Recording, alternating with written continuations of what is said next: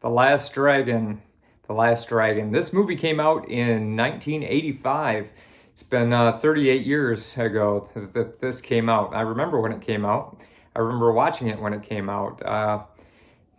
It came out with mixed reviews. It wasn't as popular as they wanted it to be, but it became a cult classic. It became a martial, it's considered like a martial arts comedy film, and it's a cult classic. A lot of people enjoy it now that it's kind of have a revival, and a lot of people watch it as one of the cult classics of the martial arts. Like I said, it came out in 1985, so it's been quite a while. The concept basically is there's this guy named Bruce Leroy.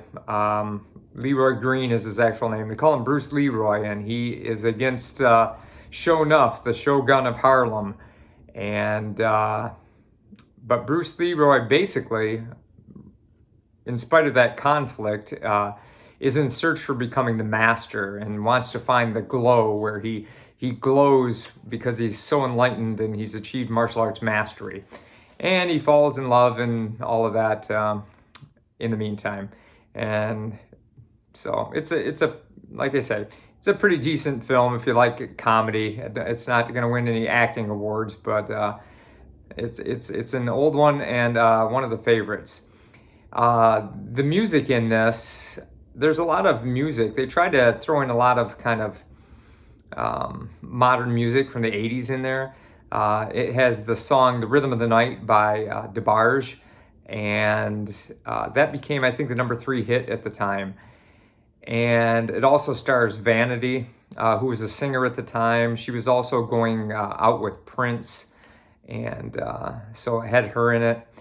I believe at the time Berry Gordy was involved with this a lot, and he had a lot of Motown stars come by the set often. So that was another thing that was going on during the filming of this movie. Angela, I forget her name, Angela Veraco, I believe. She was one of the characters in the film, and she was kind of modeled after Cyndi Lauper. And you can kind of see that in the film if you watch it. Ty Mack, who starred in the film as Bruce Leroy, he was a student of Ron Van Cleef, and this was actually the first film he was in, and he starred in, and he had the main role in this film, in his first film. Wesley Snipes really wanted to play this role, but for whatever reason, he didn't get the role as Leroy Green or Bruce Leroy.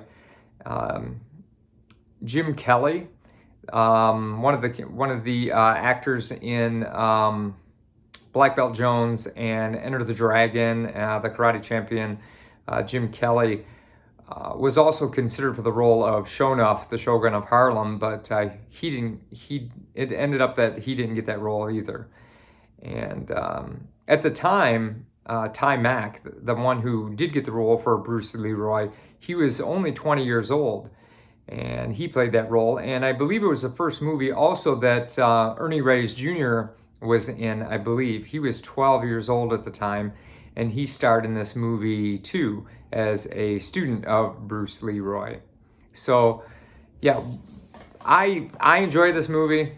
It's it's not for everybody. It's a comedy. It's old. It's kind of funny. But if you're in the martial arts, and you were in the martial arts in the 80s, I think most people at the time knew of this movie, and it's worth checking out. So check it out, Last Dragon. And if you can like, share, and subscribe, I'd appreciate it. Thanks.